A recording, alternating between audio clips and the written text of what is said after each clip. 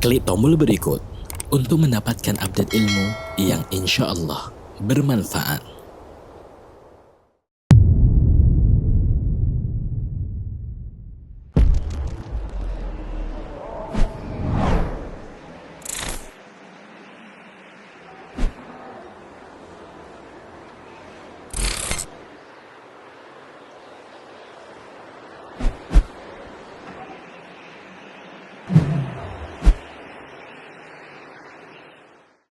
Assalamualaikum warahmatullahi wabarakatuh. Alhamdulillah alladzi bi ni'matihi tatimmu shalihat. Segala puji bagi Allah Jalla Jalaluh yang karena nikmatnya kebaikan-kebaikan menjadi sempurna. Yang karena rahmatnya niat-niat baik hamba dapat terlaksana. Allahumma salli wa sallim ala sayyidina wa maulana Muhammadin wa ala alihi wa ashabihi ajma'in. Amma ba'd. Jamaah rahimakumullah. Di dalam hadis yang diriwayatkan oleh Imam Bukhari disebutkan bahwa Rasul sallallahu alaihi wasallam bercerita, "Bainama kalbun yutifu bi raqyatin kada yaqtuluhu al-'atash idh ra'athu baghyun aw baghiyun min baghaya bani Israil fanaza'at muqaha fasaqathu faghufira." Diceritakan ada seekor anjing yang berputar-putar kehausan. Hampir saja kehausannya membunuh dia. Ada seorang pelacur yang melihatnya. Kemudian dia kasihan. Akhirnya dia melepas khuf atau sepatu yang dia pakai. Dia turun ke sumur. Dia mengambil air dengan sepatu dia. Lalu Allah mengampuni dosa-dosanya. Akan tetapi di hadis yang diriwayatkan Imam Muslim, Rasulullah Sallallahu Alaihi Wasallam bercerita tentang seorang wanita. Dakhalat imra'atun an-nar fi hirrah. Seorang wanita masuk neraka gara-gara kucing. Gimana ceritanya? Itu kucing sajanatha. Dia kurung. Karena mungkin kucing itu mengganggu dia. Mungkin kucing itu nakal. Lalu perempuan ini mengurungnya. Sampai akhirnya kucing itu mati. Tidak kucing itu dikasih makan. La hiya at'amatha wa saqatha idh habasatha. Itu kucing gak dikasih makan, gak dikasih minum. Karena dia ngurung itu binatang. Kucing itu bisa cari makan. Kucing itu bisa cari minum. Asalkan gak dikurung. Maka Nabi menyebutkan alasan. Kenapa dia gak kasih makan, dia gak kasih minum. Dia kurung. Walahiyya tarakatha ta'kulu min khashashilat. Dan juga kenapa gak dilepas. Dibuang kemana supaya dia bisa makan dari serangga-serangga yang ada di tanah. Kalau kita melihat dua kejadian yang sangat miris. Seorang pelacur diampuni dosa-dosanya gara-gara memberi minum seekor anjing yang kehausan. Seorang wanita diazab di neraka gara-gara seekor kucing yang dia kurung. Dan dia tidak memberinya makan, tidak pula minum, sampai kucing itu mati. Ahibati fillah, gimana sih supaya kita bisa masuk surga? Masuk surga itu gampang-gampang susah. Namun ternyata akhlak dan perilaku seorang itu tidak boleh diremehkan. Di hadis yang diriwayatkan oleh Imam Ahmad dari Abu Hurairah radhiyallahu anhu qala qila lin Nabi sallallahu alaihi wasallam, dikatakan kepada Nabi alaihi salatu wasallam, ya Rasulullah, wahai utusan Allah, inna fulanatan. Dua kisah dua kisah yang tadi kita ceritakan perempuan dua-duanya. Ini kisah perempuan lagi. Inna fulanatan taqumul lail wa tasumun nahar. Ini ada seorang wanita. Dia rajin sholat malam. Tekun puasa sunnah. Wa taf'al wa tatasaddaq. Dia banyak kebaikan dia. Dia rajin sedekah. Yang jadi masalah, tu'dhi jiranaha bilisaniha. Dia suka menyakiti tetangganya dengan lisannya. Bayangkan ya, sholat malam, puasa sunnah, sedekah, tapi lisannya tidak dijaga. Dia menyakiti tetangga-tetangganya dengan lisannya. Faqala Rasulullah sallallahu alaihi wasallam, la khaira fiha. Hiya min ahlin nar.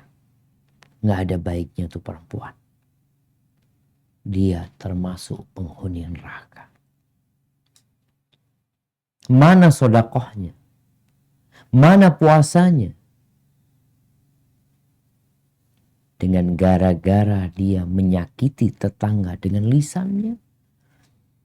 Yang sekarang mungkin orang menyakiti tetangga tidak dengan lisannya lagi, tapi dengan tulisannya. Dengan statusnya yang dia buat. Kadangkala ada orang yang suka nyakitin tetangga. Padahal rajin sholat dia. Lalu para sahabat ini mendengarkan hal itu. Mereka bertanya lagi sama Nabi SAW. Wa fulana. Ada fulana. Ada perempuan lain ya Rasulullah. Tusallil maktubah. Wa tatasaddaq bi athwarin. Wa la tu'dhi ahadan. Ini perempuan biasa-biasa. Sholatnya cuma 5 waktu. Puasanya Ramadan. Tapi dia rajin sedekah. Dengan sesuatu sebenarnya barang itu barang remeh ya. Tapi dia suka berbagi sama tetangganya. Wala tu'dhi ahadan. Tapi dia tidak menyakitin seorang. Faqala Rasulullah sallallahu alaihi wasallam, hiya min ahlil jannah. Yang ini termasuk penghuni surga. Ada 4 wanita yang disebutkan dalam hadis Nabi alaihi salatu wassalam. Yang 2 di neraka, yang 2 di surga. Maka semoga kita dapat menjadikan 4 hadis yang tadi dibaca sebagai bahan evaluasi untuk diri kita. Rasulullah SAW bersabda di dalam hadis yang diriwayatkan oleh Imam Tirmidzi rahimahullahu ta'ala. Apa kata Nabi SAW? Ma min syai'in athqalu fi mizanil mu'min yawmal qiyamah min husnil khuluq. Tidak ada sesuatu pun yang lebih berat dalam timbangan seorang mukmin pada hari kiamat daripada akhlak yang baik. Akhlak yang mulia. Wa innallaha yubghidul fahishal badhi. Sesungguhnya Allah benci terhadap siapa? Terhadap orang yang kasar ngomongnya, kotor ngomong. Allah benci. Rawahu Tirmidzi.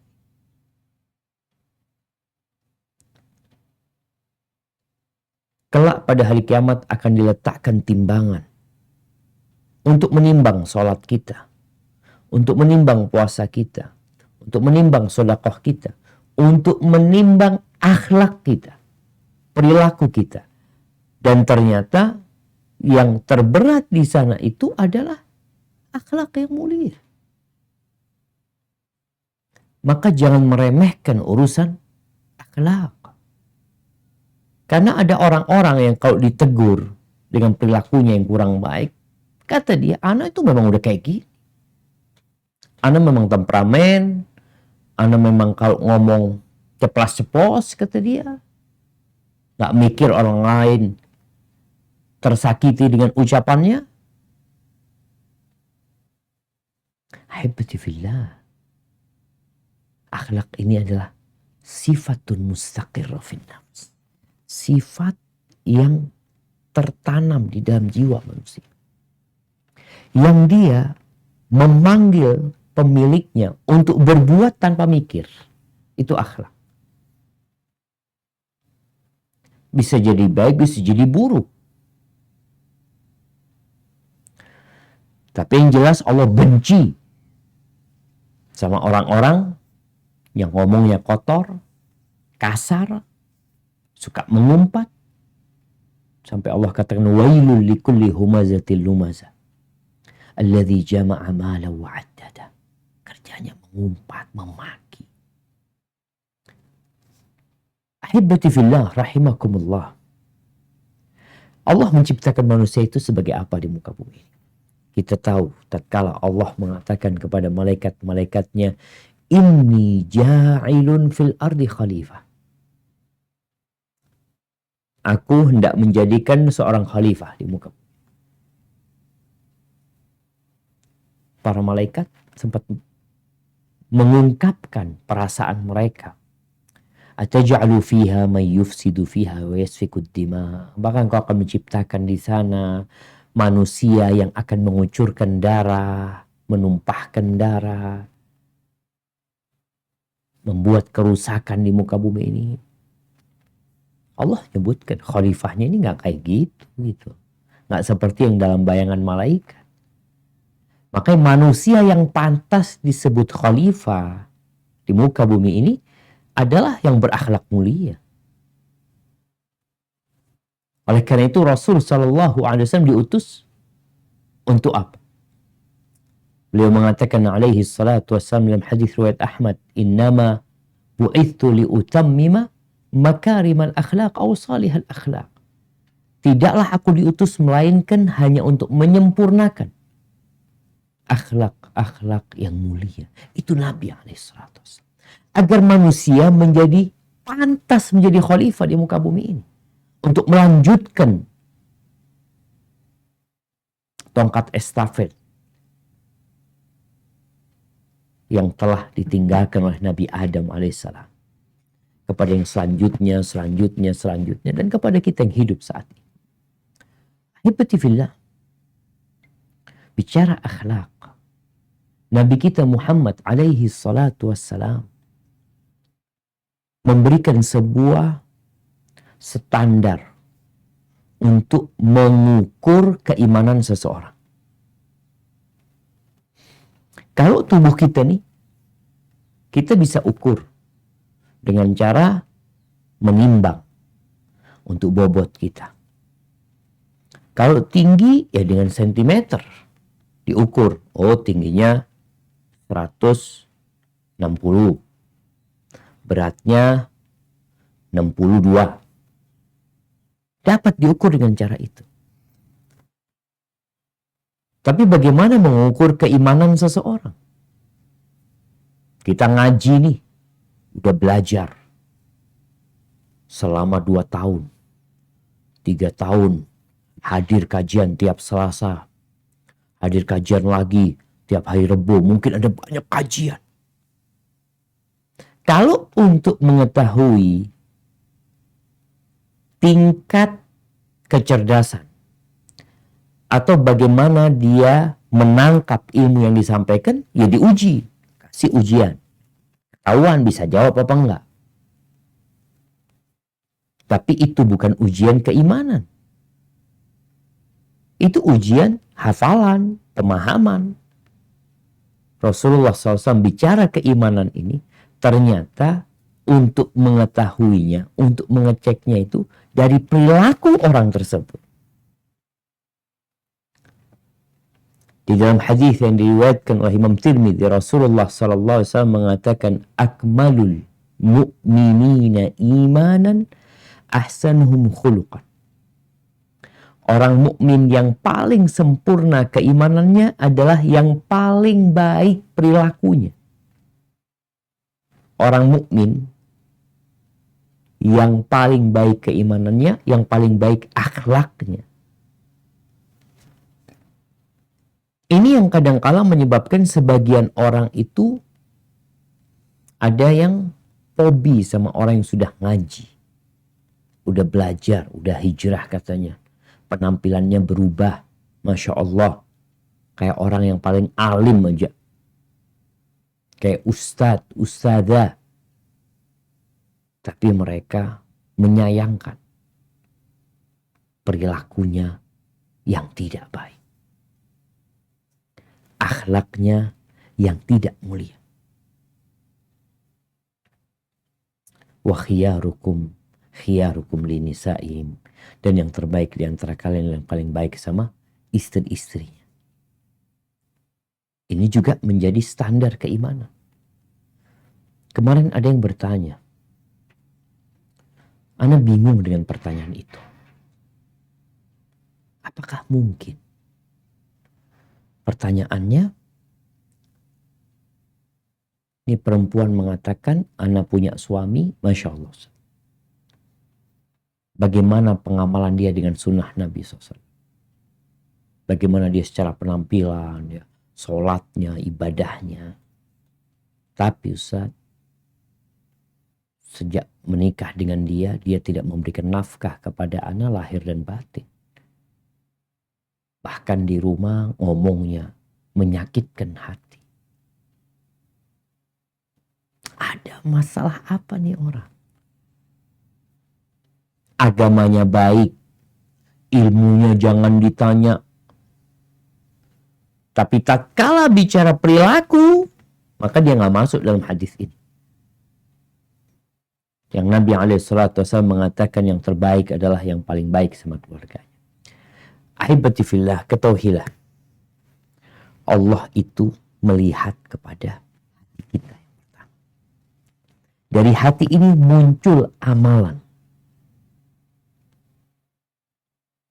Ar-Rahimuna yarhamuhur Rahman. Orang yang suka mengasihi, Allah mengasihi dia. Maka tadi kalau kita melihat kenapa pelacur itu Allah kasihi. Dan kenapa itu seorang yang mengurung kucing, Allah nggak mengasihi dia. Karena Allah melihat kepada hatinya. Yang tentunya perilakunya juga nampak. Perilaku yang pertama, dia ngasih minum anjing tersebut. Perilaku yang kedua, dia kurung itu kucing. Jadi sumber semuanya adalah dari hati. Makanya kalau ada orang penampilannya baik, alhamdulillah kita suka. Seperti itu memang dianjurkan. Karena memang Allah itu melihat sebenarnya kepada hati dan kepada amal perbuatan. Maka kita harus melihat di mana kondisi hati kita, dan hati ini tempatnya akhlak. Di sini wadahnya akhlak. Karena dia sifat. Nanti yang nampak itu, dia membantu orang lain, ya tampak oleh mata kita. Tapi bisa jadi dia membantu orang lain berharap balas budi. Ada. Dari mana kita mengetahui itu? Hati lagi. Oleh karena itu, Allah berfirman di surat Asy-Syu'ara ayat 88-89. Apa kata Allah Azza wa Jalla?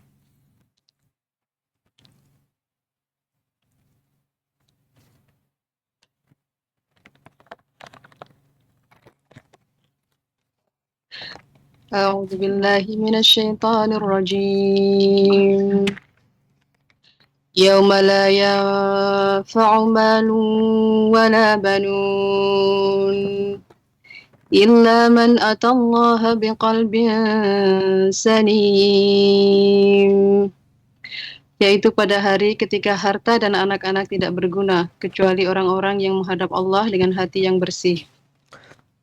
Barakallahu fikum. Dengan hati yang bersih. Salim itu hati yang selamat. Selamat dari segala penyakit. Kayak penghuni surga itu, kata Nabi SAW, kullu saduqil lisan mahmumil qalb.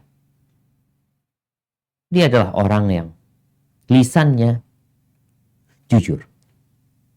Ini amal yang kelihatan sama kita. Mahmumil qalb. Hatinya bersih. Sahabat bertanya, wa ma mahmumul qalb? Apa disebut dengan mahmumul qalb? Kata Nabi SAW, huwa taqiyun naqi. Alladhi la ghilla wa la hasada wa la ithma wa la baghya. Yang hatinya nggak ada hasad, nggak dipenuhin dosa. Antum jangan pikir dosa itu hanya dosa yang dilakukan dengan raga kita. Tapi ada dosa yang dilakukan sama hati kita yang kadang-kadang kita nggak sadar. Orang merasa, ana sih alhamdulillah Ustaz. Ana sejak hijrah, ana nggak lagi berzina, nggak lagi omongnya riba. Oke, alhamdulillah. Tapi bagaimana hatimu? Jangan-jangan hatimu penuh dengan kebencian, permusuhan, hasad, dengki, iri, dendam, buruk sangka, suudzon. Itu di hati. Ahibati fillah. Banyak orang yang dia itu peduli banget sama penampilannya. Ya, kalau seorang wanita, maka dia ingin tampil cantik.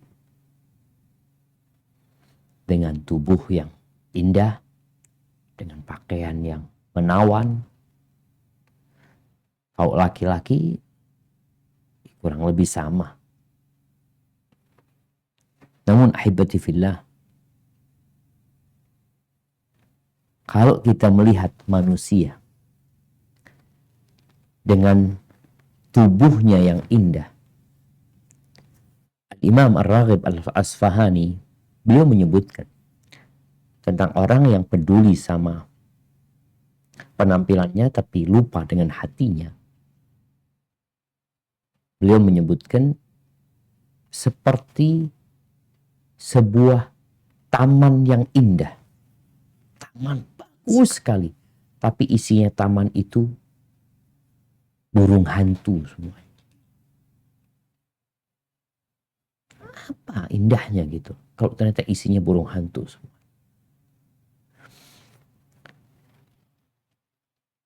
Beliau juga memberikan contoh. Ada seorang yang bijak yang berkata kepada seorang yang tampan tapi bodoh. Perilakunya nggak benar. Wajahnya tampan, penampilannya Masya Allah. Secara perawakan gagah. Apa kata dia? Amal baitu fahasan. Rumahnya bagus kata dia. Wa amma sakinuhu faradi. Tapi yang tinggal buruk. Artinya di wajah yang indah ini ternyata ada jiwa yang buruk. Jadi akhlaknya nggak benar. Sampai kadang-kala orang itu kalau ngelihat nih, para perempuan ya, ngelihat perempuan cantik, kemudian ngomong, bicara, mereka jadi nggak pantas di wajah sama lisannya. Seakan-akan salah tempat tulisan. Atau salah tempat tuh wajah. Tapi memang seperti itu. Banyak manusia yang peduli dengan penampilan. Bahkan beliau memberikan contoh. Ada orang-orang yang menumpuk harta, yang memiliki, ya kalau dilihat jamnya, mungkin jam Rolex. Pakaiannya semuanya branded, mobilnya Masya Allah. Beliau mencontohkan, ada manusia-manusia yang kayak gitu. Seperti sapi jantan yang dikalungin emas. Tetap sapi. mau pakai hiasan apa tuh tetap sapi. Apa mau dikatakan seperti itu?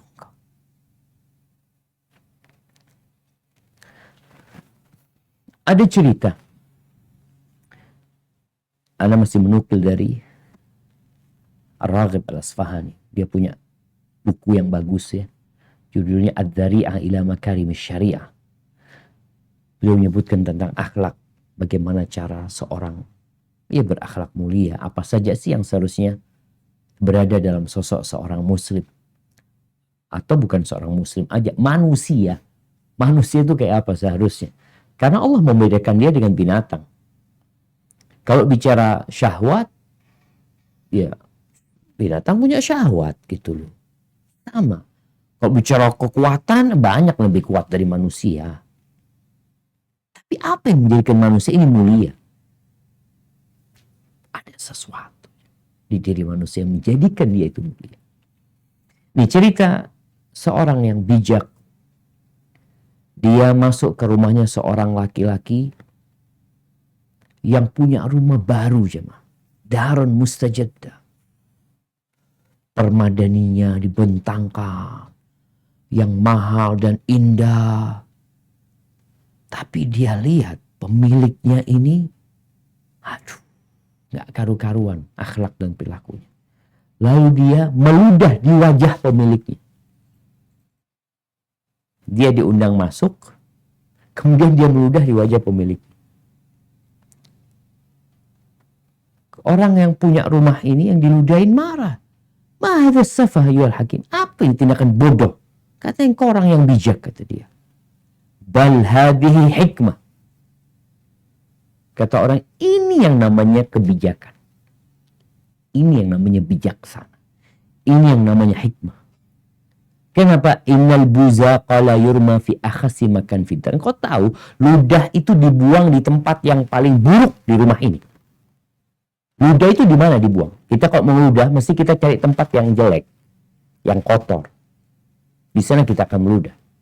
Hakim ini mengatakan bahwa ludah itu dibuang di tempat yang paling kotor di rumah ini. Dan aku ngelihat rumahmu ini, semuanya bagus. Nggak ada yang lebih buruk dari dirimu. Maka hati-hati yang peduli sama. Biasanya emak-emak ini Masya Allah. Kalau suruh menghiasi rumahnya ya. Dikasih ini, dikasih itu. Gordennya Masya Allah. Karpetnya Masya Allah. Hiasan dinding jangan ditanya. Bahkan pernak-pernik di rumahnya Allahu Akbar. Jangan sampai rumahmu indah. Ternyata yang paling buruk di rumahmu adalah dirimu. Ahibati fillah, Allah Azza wa Jalla berfirman di surat At-Tin ayat 4-6. Apa kata Allah Azza wa Jalla? A'udzu billahi minasy syaithanir rajim. Laqad khalaqnal insana fi ahsani taqwim. ثم رددناه أسفل سافلين إلا الذين آمنوا وعملوا الصالحات فلهم أجر غير ممنون. Ciptakan manusia dalam bentuk yang sebaik-baiknya. Kemudian kami kembalikan dia ke tempat yang serendah-rendahnya, kecuali orang-orang yang beriman dan mengerjakan kebajikan.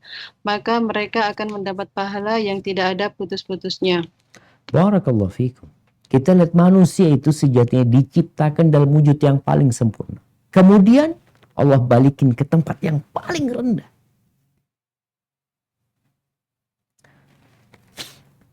Terkadang manusia itu lebih buruk dari binatang atau dia lebih baik dari malaikat. Setara dengan malaikat. Bagaimana tatkala orang-orang melihat Nabi Yusuf alaihissalam, perempuan-perempuan tuh, apa kata mereka? Ma hadza basyara. In hadza illa malakun karim. Kata enggak, ini enggak mungkin manusia kayak gini. Ini malaikat. Karena mereka menisbatkan kepada semua keindahan itu di diri malaikat.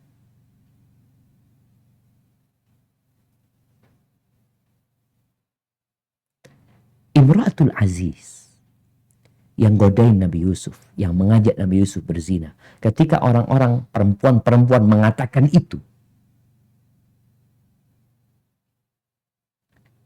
dia ingin menjelaskan. Rupanya seperti itu. Akhlaknya lebih baik dari itu.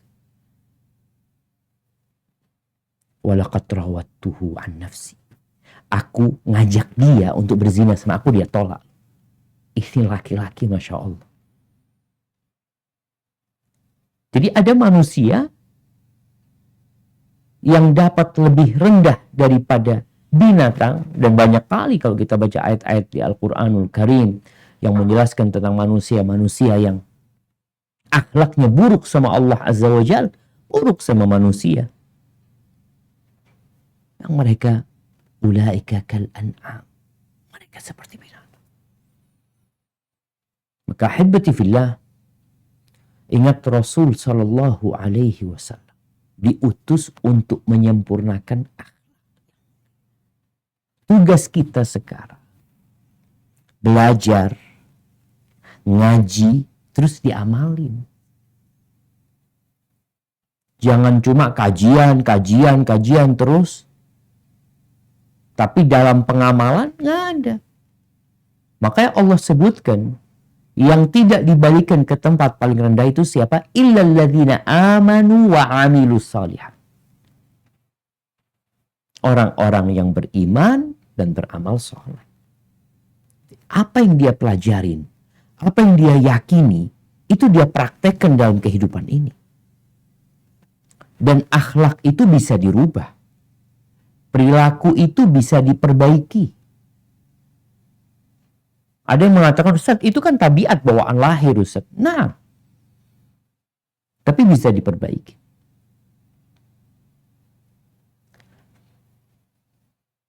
Dalam riwayat Abu Dawud, Rasulullah SAW mengatakan kepada seorang sahabat yang namanya Asyaj Abdul Qais, Inna fika khallataini yuhibbuhumallah. Di dirimu itu ada dua sifat yang Allah mencintai keduanya. Al-hilm wal-ana. Sifat sabar, tabah, ya, dan tidak tergesa-gesa.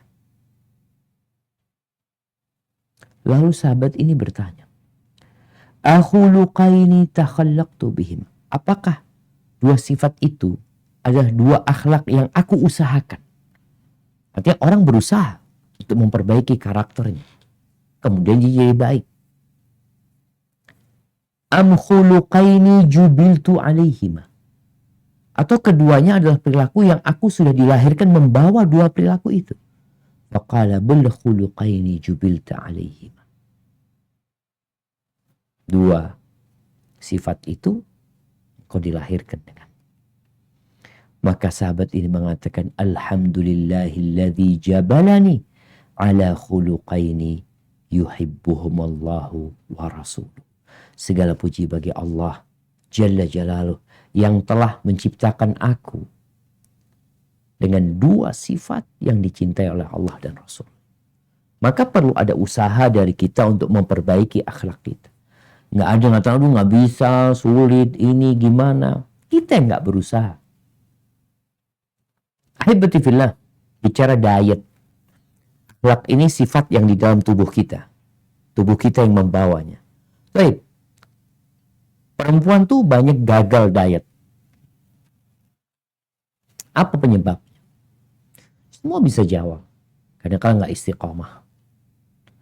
Lemah menghadapi tantangan yang ada. Dikatakan nggak boleh makan gorengan. Aduh gimana Ustaz? Makan tuh gorengan. Disebutkan perlu olahraga. Olahraga. Beli treadmill. Masya Allah, taruh di rumahnya. Beli yang paling mahal. Dapat 2 bulan ada di atas lemari treadmillnya. Jadi treadmill itu kok bisa di atas lemari? Anda pernah ke rumahnya orang, Jip, kok ada di atas sana? Katanya. Iya Ustaz, nggak dipakai udah Ustaz. Begitu pula dengan akhlak kita. Usaha kita itu kadangkala setengah-setengah. Maka perlu istiqomah, perlu berdoa. Bicara akhlak ini Nabi SAW Kalau sholat malam kadang-kala beliau baca doa. Dalam istiftahnya, Allahumma hdini li ahsanil akhlaq, la yahdi li ahsaniha illa anta. Wasrif anni sayyi'aha, la yasrifu anni sayyi'aha illa anta. Ya Allah, tunjukkan kepada aku akhlak yang paling baik. Nggak ada yang bisa menunjukin ke sana kecuali engkau. Dan palingkan aku dari akhlak yang buruk. Nggak ada yang bisa memalingkan kecuali engkau. Jadi kita berdoa, kita berusaha untuk terus-terusan upaya seperti tubuh lah tadi kita bicara diet. Ada orang-orang yang sukses, ada yang nggak sukses. Kenapa fulan kok bisa turun? Fulana kok bisa turun 20 kilo, Anda nggak bisa turun. Fulana kok bisa turun 30 kilo.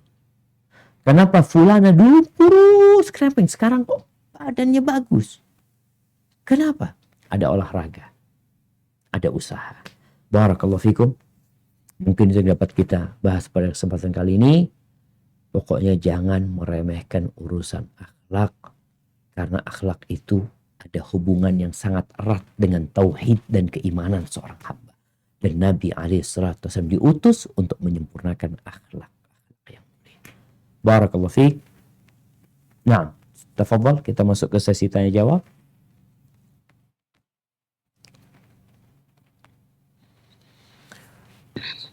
Barakallahu fiik Ustaz. Wa fiki wa barak. Nah, tafadhali. Kami dari Brisbane. Bagaimana mensikapi seseorang yang tidak menyukai kita ketika kajian berlangsung gitu Ustaz. Dan kadang-kadang kan kita ketika berhubungan dengan seseorang kadang-kadang ada friksi-friksi begitu. Bagaimana cara mensikapinya yang bijaksana Ustaz? Mohon nasihatnya. Tadi tidak menyukai kita ketika dalam kajian. Ya mungkin karena perbedaan cara memandang sesuatu aja sih Ustaz. Nah, barakallahu fiik. Ahibati fillah. Muslim itu jangan menyimpan dendam. Kalau ada orang-orang yang mungkin dalam pandangan kita kok kayaknya dia nggak suka sama kita. Coba kita cari tahu. Apa penyebabnya? Kalau kita sebagai penyebabnya, maka kita minta maaf. Kalau ternyata masalahnya itu memang di dianya, bagaimana cara kita memperbaiki dia? Karena kita tahu ada fulan mungkin kesian fulanan. Orangnya hasud. Kesian, kita tahu. Karena kita sudah bergaul sama dia dalam waktu yang cukup lama. Sehingga kita tahu dengan karakter diri dia. Maka tugas kita tatkala itu memperbaiki dia. Kalau mungkin kita nggak bisa langsung memperbaiki, kita cari orang untuk memperbaiki dia. Memberikan nasihat kepada dia, memberikan bimbingan. Dengan harapan dia menjadi lebih baik. Allah Azza wa Jalla mengatakan idfa' billati hiya ahsan. Balaslah dengan yang lebih baik. Jadi kita tuh membalas orang dengan yang lebih baik. Bukan keburukan dibalas dengan keburukan. Selain itu kita perlu mendoakan dia. Agar Allah yang memperbaiki dirinya dan dia menjadi orang yang baik. Karena dia saudara kita. Sesama muslimah ya. Kalau memang tadi dikatakan hanya ada masalah perbedaan-perbedaan. Ahibati fillah. Perbedaan itu wajar. Tapi jangan mengantarkan kepada perpecahan. Karena kita diperintahkan untuk saling mencintai. Beliau alaihissalatu wassalam mengatakan. La tahasadu. Wa la tabaghadu. Kalian jangan saling hasad. Jangan saling membenci. Jangan saling memberikan punggung. Tidak bertegur sapa. Wa kunu ibadallah ikhwan. Jadilah kalian adalah hamba-hamba Allah yang saling bersaudara. Hadza wallahu a'lam bissawab. Assalamualaikum warahmatullahi wabarakatuh, Ustadz. Waalaikumsalam warahmatullahi wabarakatuh. Naam, tafadhali. Ya Ustaz, bagaimana caranya untuk kita tetap berhusnuzon kepada Allah, yaitu menata hati kita untuk tetap bersyukur dan berhusnuzon kepada Allah dalam keadaan apapun, karena kadang memang lebih mudah untuk bersyukur atau berhusnuzon saat Allah memberi kita nikmat, tapi ketika itu dalam bentuk ujian, itu terasa sulit sekali dan berat sekali. Itu bagaimana caranya Ustaz? Jazakallah khair. Barakallahu fikum. Nah, mahibati fillah. Yang pertama, kalau bicara bagaimana supaya kita bisa husnudzan sama Allah Azza wa Jalla, kita harus kenal sama Allah Azza wa Jalla. Tak kenal maka tak sayang. Kita tuh kadang-kala kalau punya kawan ya, kawan baik kita. Kemudian tahu-tahu satu hari kita berjumpa sama dia tuh seakan-akan gak ngelihat kita. Dia pergi gitu saja. Kita kalau kenal sama fulan, oh fulan kayaknya lagi ada urusan memang. Bukan dia gak mau menyapa kita, tapi fulan sedang ada urusan yang menyebabkan dia yang biasanya baik sama kita, tahu-tahu dia pergi meninggalkan kita. Kita tahu sama fulan sehingga kita carikan uzur. Orang yang kenal sama Allah Azza wa Jal, maka dia akan terus berbaik sangka sama Allah Azza wa Jal. Semua yang Allah berikan kepada kita itu baik buat kita. Tiap hari kita mengatakan Bismillahirrahmanirrahim. Alhamdulillahi Rabbil Alamin. Diulangin lagi Ar-Rahmanir-Rahim. Maliki Yaumiddin. Itu ayat per ayat kalau kita renungkan, kita akan tahu ternyata Allah itu sangat sayang sama kita. Allah itu lebih sayang sama kita daripada orang tua kita. Bahkan musibah yang datang menimpa itu, apa kata Nabi SAW? Idza ahabballahu abdan ibtalah. Kalau Allah cinta sama hamba, Allah kasih bala tuh, bukan kasih hadiah. Karena manusia secara tabiat, kalau dikasih kekayaan, dikasih kesehatan terus, bisa jadi dia lupa sama Allah Azza wa Jalla. Kesian dia masuk neraka nantinya dengan nikmat yang Allah berikan. Allah Azza wa Jalla mengatakan innal insana la yatgha ar-ra'ahu istaghna. Sesungguhnya manusia benar-benar melampaui batas saat dia melihat dirinya udah cukup, udah gak butuh sama orang karena dia punya semuanya. Jadi gak benar tuh dia. Tapi ketika susah jadi ingat sama Allah Azza wa Jalla. Maka hibati fillah, ada banyak hadis yang menjelaskan bagaimana hikmah dari musibah yang menimpa. Dalam sebuah hadis dikatakan innallaha la yahmi 'abdahu dunya wa huwa yuhibbu. Allah tuh benar-benar menyelamatkan hambanya dari dunia. Padahal dia cinta sama tuh dunia, tapi Allah jauhkan dia dari dunia. Sebagaimana kalian dicontohkan dengan kehidupan kita. Kalau ada keluarga yang sakit, apa yang dilakukan oleh keluarganya? Nggak boleh makan ini, nggak boleh makan ini. Apakah karena benci? Karena sayang sama dia. Ini orang sedang batuk berat minta es krim. Keluarin nggak boleh. Lu gimana kok nggak sayang sama anak? Anak minta es krim nggak dikasih. Ini bentuk sayang dan cinta. Kalau nggak sayang dikasih. Maka dengan cara seperti itu Nabi SAW mengajarin kita untuk memikirkan bahwa apa yang Allah tetapkan buat kita itu baik buat kita. Kita sedang perlu itu gitu. Kemudian hal yang kedua, kita perlu melihat bahwa nikmat Allah itu banyak. Tadi kan dikatakan kita tuh bisa berbaik sangka sama Allah kalau sedang dapat nikmat. Tapi kalau dapat petaka berat Ustaz. Sebenarnya engkau dapat petaka di mana sih? Berapa petaka yang menimpa? 1, 2, 3, 4, 5, 6, 7, 8, 9, 10. Ada banyak orang mengatakan ana sudah jatuh ketimpa tangga. Berarti 2 musibah dia.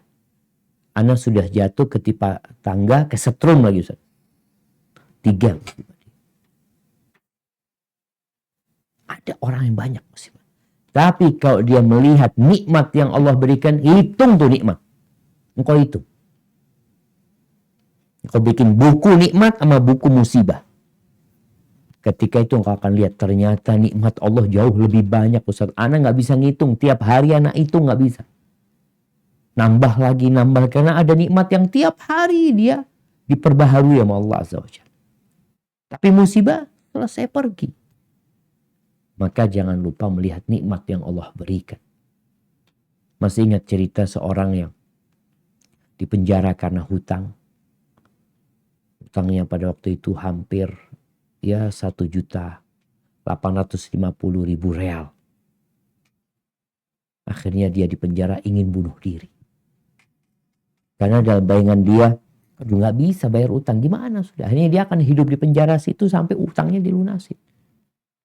Datang seorang ustaz mengatakan kepada dia, "Ana dengar ente mau bunuh diri." Kata, "Iya, ini itu berapa sih utangnya?"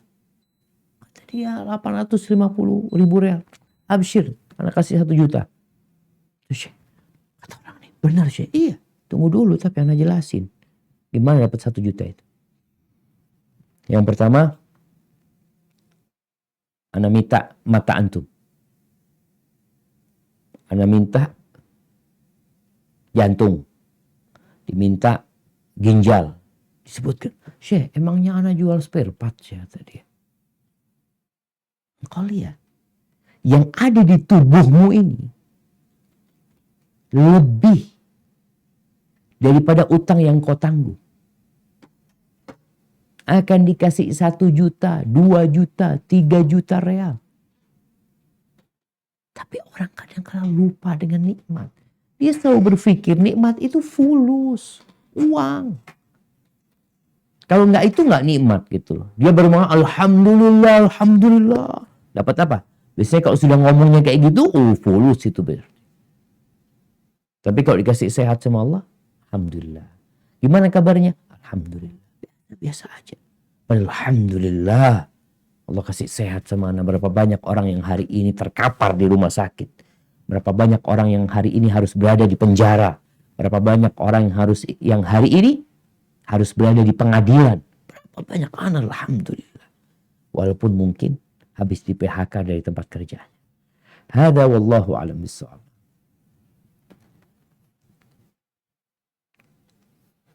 Assalamualaikum warahmatullahi wabarakatuh, Ustaz. Waalaikumsalam warahmatullahi wabarakatuh. Barakallahu fiik. Naam, tafadhali. Ya, ini dari Sydney, Ustaz. Kalau kita melakukan kesalahan, kemudian orangnya bilang udah dimaafin gitu loh, Ustaz.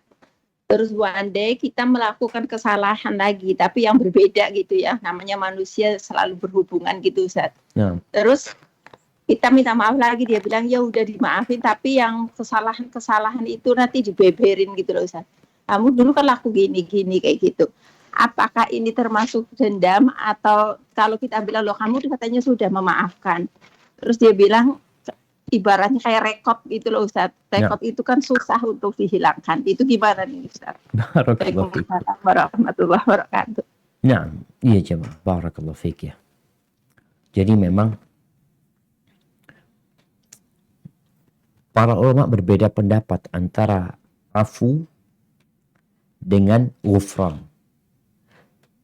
Ada afu memaafkan, ada ghufran mengampuni. Dikatakan ada yang berpendapat afu itu lebih tinggi daripada ghufran. Karena afu itu menghapuskan. Kalau ghufran, ghufran itu cuma nutupin.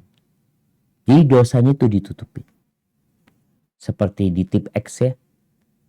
Ada tip X, ada dihapus. Kalau dihapus itu habis sudah, nggak ada. Tapi kalau di tip X, itu sebenarnya di balik itu masih ada. Tulisannya masih ada, cuma ditutupi. Jadi kondisi manusia, ada mereka yang menutupin aja. Dianggap ya udah nggak ada masalah. Dia tutupin. Tapi tetap ada kesalahan dia sendiri. Tapi dia tutupin, udah nggak ada masalah. Namanya orang minta maafin, memaafkan itu kadang-kadang berat. Tapi mau gimana, Anda diperintahkan untuk memaafkan gitu. Manusia itu juga pelaku kesalahan. Dia akhirnya melakukan itu. Dengan berat hati ya dia tutupin. Dia tutupin, 2 kali dia tutupin. Tapi kadang-kala ketika ngulangin lagi, terbuka tuh semua. Kondisi orang ini ketika mengingatkan fulana yang menyakiti dia lagi umpamanya, supaya dia ingat kadang-kala seperti itu. Jadi bukan berarti yang dulu nggak dimaafkan. Mungkin dia maafkan. Tapi dia ingin mengingatkan supaya kita jadi lebih baik gitu. Mengatakan engkau berbuat salah ini itu. Supaya dia nggak mudah-mudahan untuk melakukan kesalahan. Kadangkala kita nih kalau punya teman baik. Jadi bermudah-mudahan dengan dia. Menyakiti dia. Oh tenang, Anda minta maaf lagi sama dia. Tenang, Anda minta maaf lagi sama dia. Allah sebutkan manusia itu punya sifat bakhil. Oleh karena itu dalam bertobat. Yang urusannya sama Allah mudah. Tapi yang urusannya sama manusia minta maaf nggak sama dia. Kadang-kadang dia mengatakan enggak, aku tidak akan memaafkan engkau. Aku akan tuntut pada hari kiamat. Itu hak dia. Itu hak dia. Tapi memaafkan lebih baik kata Allah.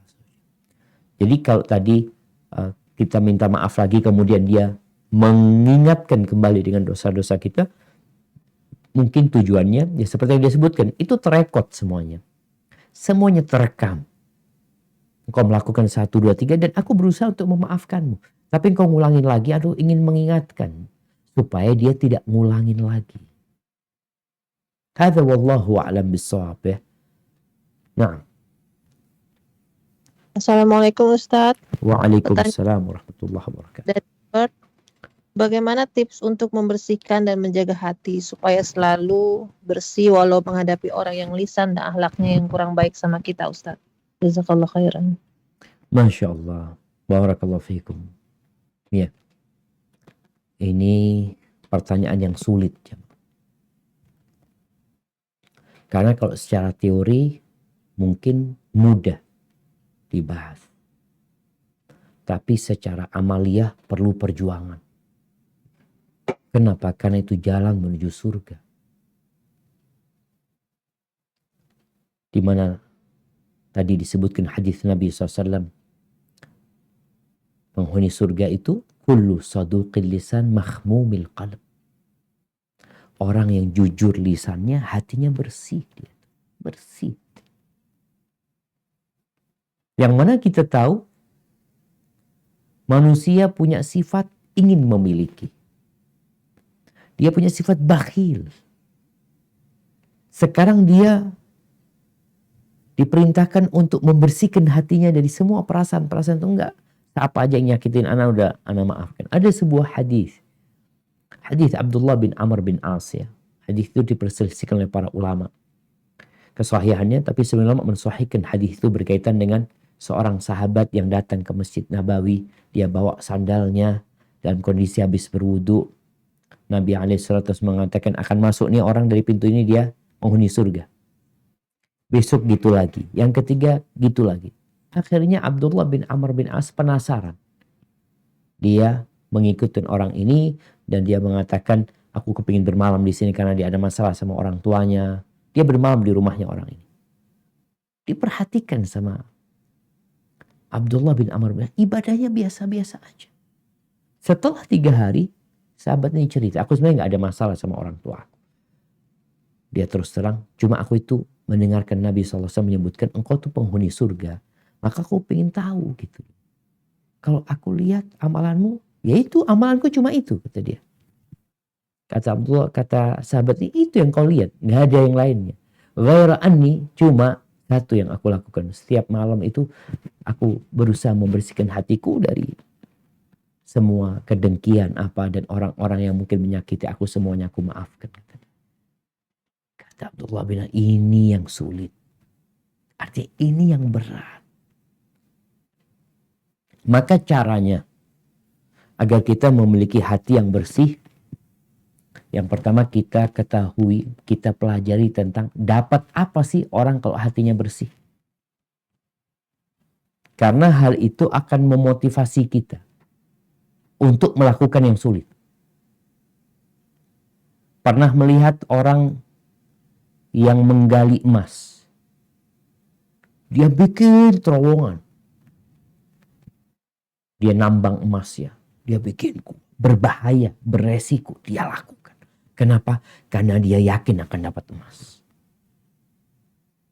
Begitu pula dengan orang yang ingin hatinya bersih, yang mana dia akan memaafkan orang-orang yang menyakiti dia. Dia tidak akan menyimpan dendam karena dia tahu fadilah dengan apa yang dia lakukan. Kemudian tentunya dia memperbanyak istighfar. yang itu akan membersihkan hati. Yang ketiga, dia berdoa memohon kepada Allah Azza wa Jalla. Nabi SAW mengajarkan kepada kepada Shaddad bin Aus, wahai Shaddad, ketika engkau melihat orang sibuk ngumpulin dunia, ini juga yang akan ngotorin hati, kecintaan kepada dunia yang menyebabkan dia lupa dengan halal haram. Kasih doa, salah satu isi doanya, Allahumma inni as'aluka qalban saliman wa lisanan sadiqan. Ya Allah, aku memohon kepadamu hati yang selamat dan lisan yang jujur. Penghuni surga, hatinya selamat, lisannya jujur. Nabi minta itu. Dalam kondisi orang sibuk mencari dunia. Wah, biasanya orang kalau sudah bersaing mengumpulkan dunia, ya ada perasaan-perasaan ya yang menyebabkan dia, kenapa kok fulan yang dapat, kenapa ana nggak dapat. Bagaimana dia berusaha menjegal fulan. Allahu Akbar. Itu terjadi. Cerita seorang syekh di Madinah.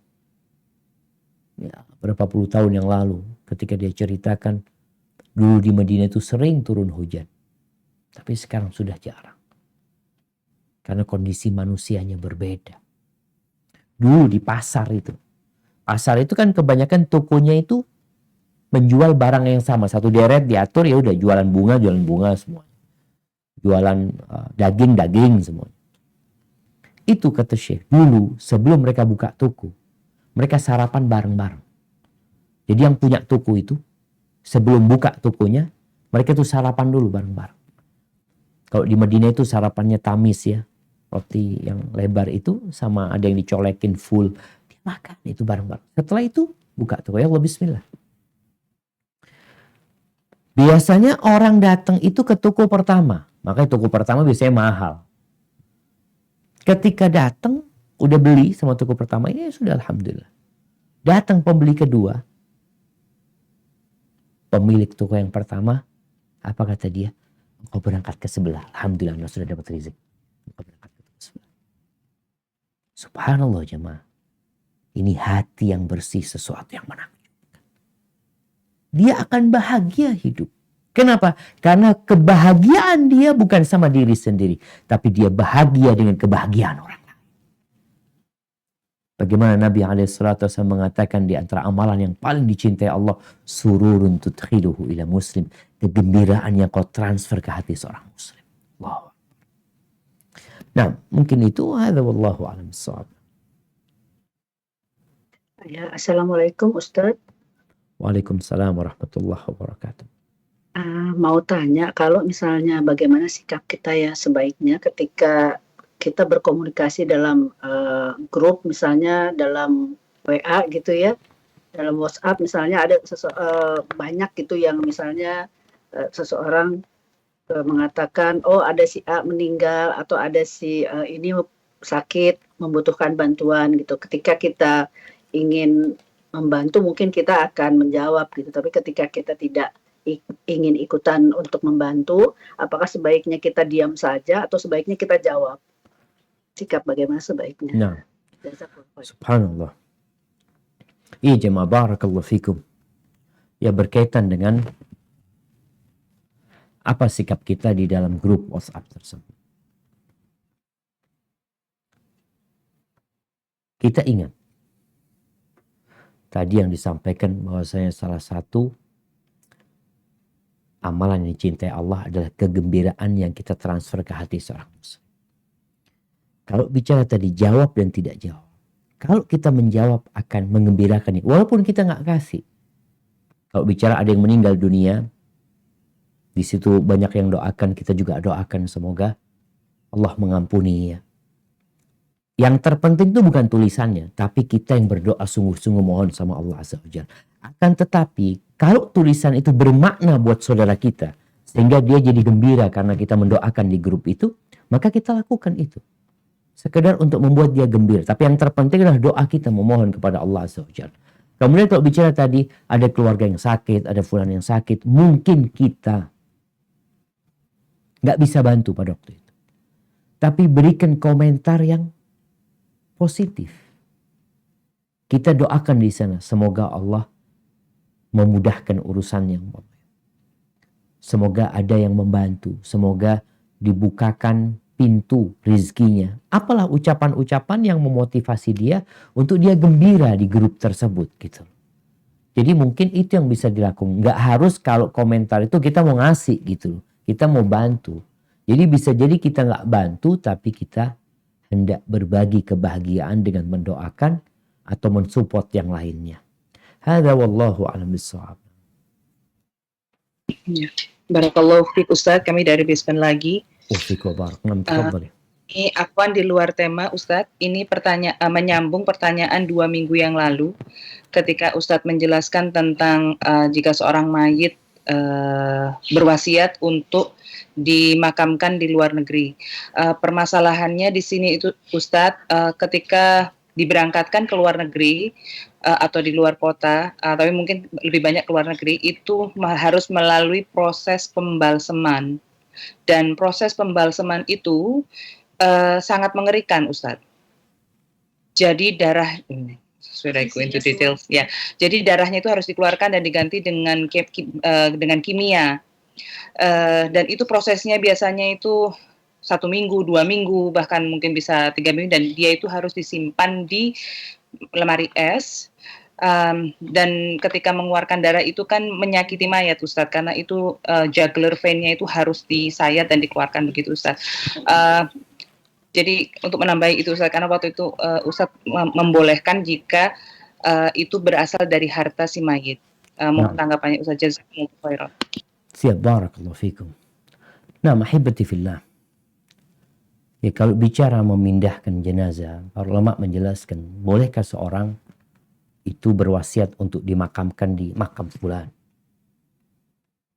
di tempat fulan, atau dia dipindahkan ke kota fulan.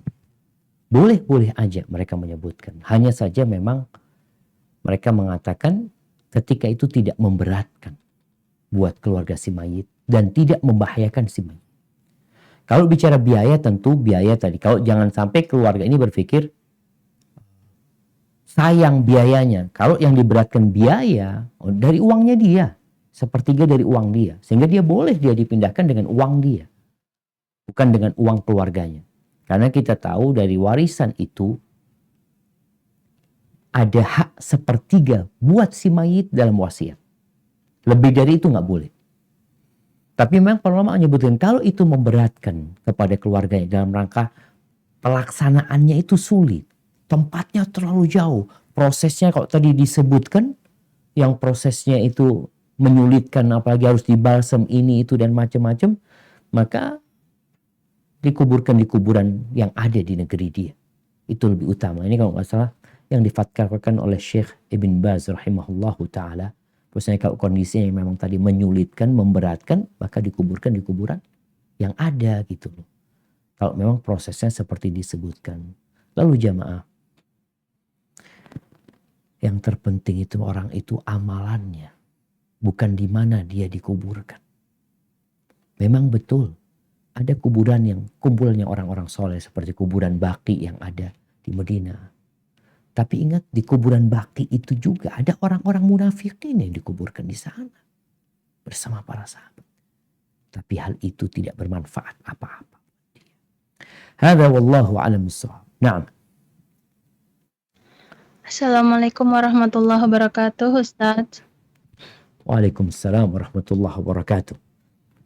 Kami dari Canberra, ada pertanyaan bagaimana hukumnya pergi ke restoran atau rumah makan yang di sana tidak ada label halal, tapi penjualnya mengatakan bahwa semua daging-dagingnya halal, terus yang memasak juga muslim, chefnya itu muslim, dan chefnya sendiri bilang bahwa semua kita masak tuh dipisah, daging ini daging halal sama yang tidak halal.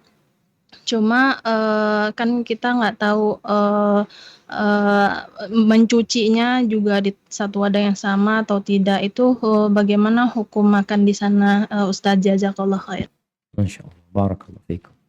Nah, mahibati fillah.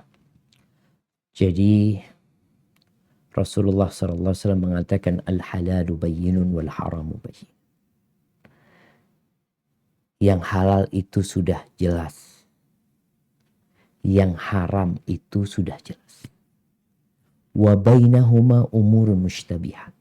Di antara keduanya ini ada hal-hal yang syubhat. Sepertinya yang ditanyakan ini masuk dari syubhat tadi. Ketika memang dikatakan restorannya itu tadi nyampur Ustaz. Tapi katanya sih orang itu namanya pedagang kan nggak ada yang katanya kecap nomor 2, nggak ada, semua kecap nomor 1. Dia selalu memuji. Ketika hal itu memang meragukan buat kita, lebih baik ditinggalkan. Ada yang halal gitu loh. Karena kalau kita dekat-dekat kepada yang syubhat ini, bisa jadi kita terjebak dalam yang haram. Jadi tidak dikatakan itu haram, tapi tadi syubhat yang ditakutkan. Kalau tadi bercampur, ada yang bercampur. Kalau dikatakan masaknya sendiri, ini semuanya sendiri. Kalau mereka memang sudah mendapatkan sertifikat, dikatakan bukan sertifikat halal karena memang makanannya campur gitu loh. Ada halal haram di situ. Tapi dia menyediakan makanan yang seksi halal memang di sana dan terjamin apa yang dia ucapkan aman buat kita. Tapi kalau tadi wallahu a'lam orangnya juga bukan orang yang bertakwa kepada Allah Azza wa Jalla, maka lebih baik kita meninggalkan yang seperti itu karena ada syubhat di sana. Hadza wallahu a'lam bissawab. Ya, Assalamualaikum Ustaz. Pertanyaan dari Pertagi. Barakallahu fiikum, tafadhali. Ya. Apakah termasuk akhlak yang kurang baik apabila di masjid atau di tempat-tempat kajian ada beberapa orang yang ngobrol atau tertawa-tawa jadi membuat jamaah yang lain terganggu, Ustaz? Jazakallah khair. Ketika sedang kajian. Iya. Masya Allah. Mungkin dia bikin kajian sendiri. Nah, jamaah rahimahumullah. Kajian ini Masya Allah. Kajian itu menjadi ajang menghangatkan silaturahim dengan keluarga, menyambung ukhuwah Islamiyah, kemudian berjumpa dengan kawan-kawannya. Menyenangkan, kajian itu Masya Allah. Apalagi buat teman-teman yang di Australia, yang mungkin jarang ketemu ya. Ketika kajian itu menjadi momentum untuk ketemu ya. Sehingga kadang-kala mereka lupa karena sedang dalam kajian. Jangan kadang-kala di masjid. Di masjid itu subhanallah. Di Indonesia ini kadang-kala panitianya itu bawa bawa apa ya? Kayak bawa kertas ya maaf. Bawa kertas, dia keliling, dia harap tenang. Itu di masjid. Jadi kadang-kala mereka itu, ya itu karena gembira ketemu sama kawannya, akhirnya lupa kalau kajian sudah dimulai. Tapi biasanya orang-orang yang niatnya benar untuk ngaji, maka lebih baik dia ditegur, diingatkan. Karena kalau dikatakan apakah itu termasuk akhlak yang mulia, ya akhlak yang buruk sebenarnya. Bukankah di antara tanda keimanan dan kuatnya iman seseorang itu dia berkata yang baik atau diam? Dia sedang dalam kajian. Ustadz sedang berceramah. Dia berbincang. Apa nggak ada waktu lain untuk berbicara? Apa nggak ada waktu lain untuk ngobrol? Banyak waktu sebenarnya. Hanya saja setan itu nggak pernah berhenti godain manusia. Nggak pernah berhenti. Setan itu akan godain manusia bagaimana dia sudah di tempat yang bagus, tempatnya sudah tepat, tapi kelakuan yang tidak tepat. Maka di sini panitia perlu sering mengingatkan. Ketika ada yang rame-rame, dikasih tadi apa? Papan. Diharap tenang. Soalnya kalau dia ngomong juga, diam, rame akhirnya. Apa? Jangan rame-rame. Akhirnya rame-rame dia dengan ngomong dia jangan rame-rame, terjadi rame-rame dengan omongan dia. Maka mungkin lebih baik diingatkan yang seperti itu. Lalu ahibati fillah. Bagi yang tidak mau ikut kajian, maka silahkan keluar. jangan mengganggu saudaranya. Dia akan dapat 2 dosa. Dosa tidak menghormati majelis ilmu. Dosa mengganggu orang-orang yang sedang mendengarkan. Nabi SAW melarang sahabat itu untuk baca Quran keras-kerasan. Satu baca lebih keras dari suaranya fulan. Ini sama-sama Quran, itu dilarang karena mengganggu. Apalagi ini omongan biasa, obrolan biasa. Yang itu akan mengganggu saudara yang sedang menyimak kajian. Tapi sekali lagi jamaah tadi perlu ada yang mengingatkan. Ya, wa dzakir fa inna dzikra tanfa'ul mu'minin. Hadza wallahu a'lam bissawab. Na'am.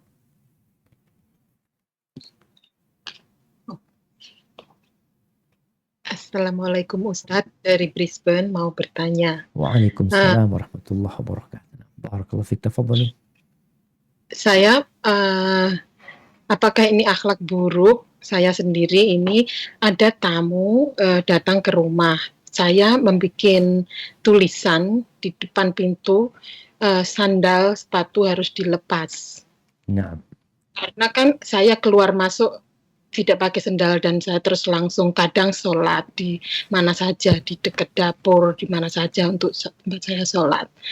Terus kadang ada beberapa yang tidak mau kalau sepatuku baru atau dia nyelonong aja, apa mungkin nggak baca. Akhirnya saya tegur, sepatunya lepas, tapi enggak, ini bersih kok, ini sepatu rumah sampai di tempat saya berarti kan harusnya ditenteng ya, tapi dia kan itu saya itu dari teman-teman saya itu disifatin jelek. Iya. Nah ini saya akhlak buruk atau tidak? Iya. Mohon nasihatnya Ustaz. Mohon nasihatnya Pak Ustaz. Barakallahu fiik. Nah, ahibati fillah. Jadi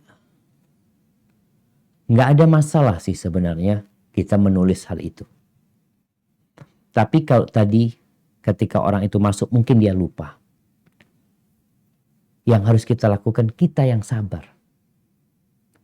Termasuk akhlak mulia itu bersabar dengan kejahilan orang.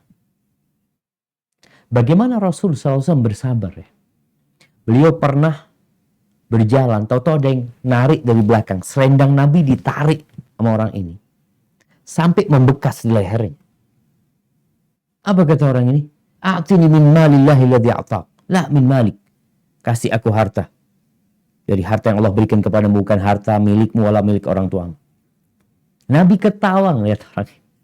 Apa kata Nabi SAW? A'tu, kasih dia.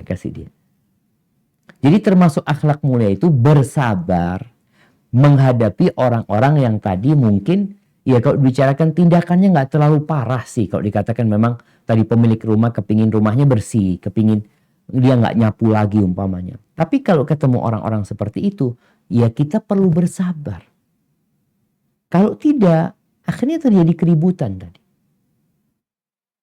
Maka bagi pemilik rumah, dia sudah kasih tulisan, insya Allah yang baca alhamdulillah ngelepas sepatunya, tapi yang nggak baca mungkin nyelonong masuk pakai itu, ya biasa-biasa aja. Ya udah, nanti dibersihkan lagi. Ini termasuk akhlak yang mulia. Jadi akhlak mulia itu bersabar menghadapi orang-orang yang mungkin bertindak ya kurang tepat, tidak sesuai dengan yang kita inginkan. Maka kita perlu mencari alasan, tadi disebutkan mungkin dia nggak baca, mungkin dia merasa sepatunya bersih, mungkin dia merasa ribet harus buka sepatu ini itu. Itu terjadi ya sama saudara kita. Maka tugas kita adalah berlapang dada. Jadi mungkin bagi pemilik rumah tadi ya mulai saat ini tetap dikasih tulisan itu, tapi kalau ketemu orang-orang yang mungkin tidak terbiasa melepas sepatunya, melepas sandalnya, ya ibu harus bersabar. Dan kesabaran itu indah sekali. Daripada akhirnya bertamu orang yang sudah ada di rumah, ribut nantinya di rumah. Gara-gara urusan hal itu. Seorang mukmin harus bijak. Jangan sampai merusak suasana yang awalnya indah.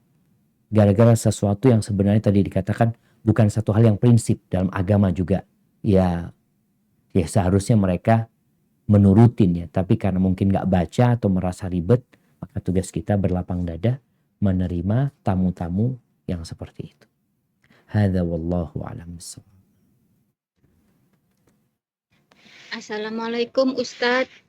Waalaikumsalam warahmatullahi wabarakatuh. Barakallahu fiik. Naam, tafadhal. Kita dari Canberra mau menanyakan apa hukumnya kalau binatang piaraan seperti kucing, burung ikut sama kita ke dalam toilet. Ya, hanya itu Ustadz. Nah, Jazakallahu khair. ya hibbati fillah. Ini mungkin wallahu a'lam ya. Anda nggak tahu jawabannya kalau dikatakan tadi itu binatang kucing ikut ke toilet, mungkin tuan rumahnya mandi ya, kemudian si kucing itu ngeliat. Wallahu a'lam bishawab, Ana nggak tahu, tapi yang jelas terhadap binatang ini jangan berlebihan. Seorang muslim itu ketika masuk toilet dia baca doa. Allahumma inni a'udzubika minal khubuthi wal bismillah, Allahumma inni a'udzubika minal khubuthi wal khaba'ith. Dan ucapan bismillah ini menjadi penghalang antara jin dengan aurat kita. Tapi kalau tadi katakan hukum membawa itu ke toilet kemudian mandi bareng sama majikannya, wallahu a'lam, enggak tahu. Nah, Ya Ustadz dari Perth, bolehkah mencampurkan niat sedekah dengan jual beli? Misalkan harga tanah per meter 80.000, tapi karena tanah tersebut mau dijadikan madrasah, maka harganya dikasih 70.000. Demikian Ustadz. nah barakallahu fikum. Nah, mahibati fillah. Niatkan itu untuk Allah Azza wa Jalla. Artinya kalau bicarakan tetap akadnya nanti jual beli. Akad yang akan terjadi jual beli. Bukan akad sodakoh. Yang sodakoh itu antara kita sama Allah Azza wa Jalla. Ketika dikatakan tadi harganya 100.000, dia kasih 50.000. Sudah, untuk ambil 50.000. Mungkin dia mengatakan ana niat bantu juga. Itu nggak ada masalah. Yang penting hatinya lillahi ta'ala. Tapi akad yang terjadi adalah akad jual beli. Bukan ada akad sodakoh di sana, enggak. Karena nanti tadi harganya diturunin. Dan dengan menurunkan harga itu ada pahala dari Allah Azza wa Jal. Karena memang harganya itu umpamanya 100.000, dia kasih 50.000. Jadi nggak ada masalah sebenarnya. Tapi tolong diikhlaskan. Jadi kadang-kala ikhlas ini berat jemaah. Kalau bicara kita, umpamanya dia ngomong tadi dia harganya 100.000, lalu kita udah ambil 50.000, bismillah. Udah nggak usah ngomong itu anak niat sodakoh ini itu harus niat itu antara engkau sama Allah Azza wa Jalla. Akadmu sama mereka jual beli. Tapi niat sodakohnya Allah tahu bahwasanya separuhnya adalah uangmu sebenarnya yang engkau ikhlaskan. Hadza wallahu a'lam bishawab. Assalamualaikum warahmatullahi wabarakatuh, Ustaz. Waalaikumsalam warahmatullahi wabarakatuh. Ini ada pertanyaan titipan. Nah, Bagaimana caranya supaya tetap tenang, sabar, dan istiqomah ketika seseorang sudah berusaha memperbaiki dalam segala hal, tapi masih suka terputus barusan. Tetapi masih suka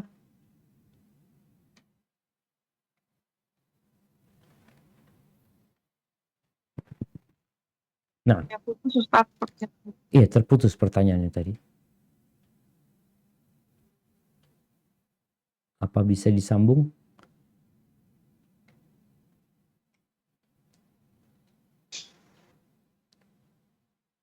Sepertinya putus Ustaz. Baik. Ustaz. Ya, Assalamualaikum, Fi. Kok mati? Halo? Naam, Iya, iya. tafadhali. Iya. Fi? Assalamualaikum. Waalaikumsalam warahmatullahi wabarakatuh. Halo? Silakan, tadi sampai tapi masih suka. Masuk ya, Fi? Iya, Nek, langsung, Nek, Ini ada langsung. pertanyaan, Ustaz. Naam. Sampai mana tadi ya? Sampai Bagaimana tadi masih caranya suka. supaya tetap tenang, sabar, dan istiqomah untuk udah berusaha untuk memperbaiki diri, Ustadz, tapi tetap masih kehidupannya kurang tenang gitu, Ustadz. Jadi masih kemerungsung bahasa Jawanya. Apa penyebabnya? Allah alam nih, gimana nggak disebutin, Ustadz? Nah, ahibati billah. Kita tuh kalau tahu dengan sebabnya, kita jadi mudah mencari solusinya. Banyak orang itu sakit dikasih obat. Kasih obat lagi. Ternyata dokter dia bilang, dok, anak ini sakit perut, dok. Ini minum Promac atau Milenta atau apa, Milanta, minum itu. Nanti sakit lagi. Tapi ketika ketahuan sebabnya dia ini makan sambal terus. Dia doyan sama sambal gitu loh. Maka di sini dilihat ketika disebutkan apa yang menyebabkan dia nggak tenang. Bisa jadi ambisi kepada dunia yang menyebabkan dia nggak tenang. Bisa jadi karena dia sibuk melihat yang di atas dia. Dia melihat fulan. Maka jadilah orang yang ridha dengan ketentuan Allah Azza wa Jalla. Kata Nabi SAW, irda bima qasamallahu lak takun aghnan nas. Engkau ridhalah dengan apa yang Allah berikan kepadamu, engkau akan menjadi orang yang paling kaya hatinya ketika kita ridha. Maka mungkin tadi perlu dilihat, dicari penyebabnya. Kadang-kala yang menyebabkan kita seperti itu kita nggak ridha. Kita itu punya sifat hasad, ada iri, dengki, dendam, dan macam-macam yang harus kita perbaikin. Hadza wallahu a'lam bishawab. Kak Evi, kayaknya itu jadi pertanyaan terakhir, Kak Evi. Ustaz, Melbourne nggak bisa satu toh, Ustaz. Baik, satu, Telat ya? bismillah. Fadhal. Terakhir, cepetan namun. Assalamualaikum Ustadz. Waalaikumsalam warahmatullahi wabarakatuh. Tadi hewan yang boleh tadi pertanyaan hewan masuk ke toilet bareng sama majikannya. Gimana kalau anak Ustadz ikut mandi bareng sama orang tuanya, boleh gak anak yang belum balik? Nah, barakallahu fikum. Iya jemaah, kalau bicara anak yang belum balik ini, ada anak yang sudah tahu dengan aurat. Walaupun dia belum balik, tapi dia sudah tahu dengan aurat. Maka di sini hendaklah orang tua lebih berhati-hati. Karena mungkin dikatakan belum balik, kalau dikatakan belum balik sampai umur berapa dia belum balik kadang-kala. Tapi ada sudah, makanya Allah sebutkan di surat An-Nur berkaitan dengan kapan anak-anak itu masuk ke kamar orang tuanya. Mereka harus izin di 3 waktu. Izinnya masuk kamar orang tua itu habis Isya, kemudian habis zuhur. Anak kok jadi lupa coba. Nah, habis hina tada'una thiyabakum minadh dhahira. Kemudian ketika habis Isya, kemudian sebelum subuh kalau nggak salah. Ada 3 waktu yang nggak boleh masuk kecuali dengan izin. Yang belum balik boleh, dan yang belum tahu dengan aurat itu boleh masuk gitu. Tapi yang sudah tahu itu harus ditahan gitu loh. Sehingga yang ditakutkan dia ketika melihat aurat orang tuanya, dia kebayang karena dia sudah bisa merekam hal itu. Maka mungkin seperti itu buat para orang tua sehingga lebih berhati-hati melihat anaknya. Kalau ada anaknya yang memang masih kecil yang belum ngerti dengan aurat, tapi ada anak-anaknya yang sudah paham, maka hendaklah berhati-hati. Hadza wallahu a'lam bishawab. Itu mungkin yang dapat ana sampaikan, kurang lebihnya mohon maaf kalau ada pertanyaan yang mungkin belum terjawab atau tidak sempat dijawab atau jawabannya kurang memuaskan, bisa ditanyakan kepada ustadz-ustadz yang lainnya. Jazakumullahu khairan. Subhanakallahumma bihamdika asyhadu an la ilaha illa anta astaghfiruka wa atubu ilaik. Wassalamualaikum warahmatullahi wabarakatuh.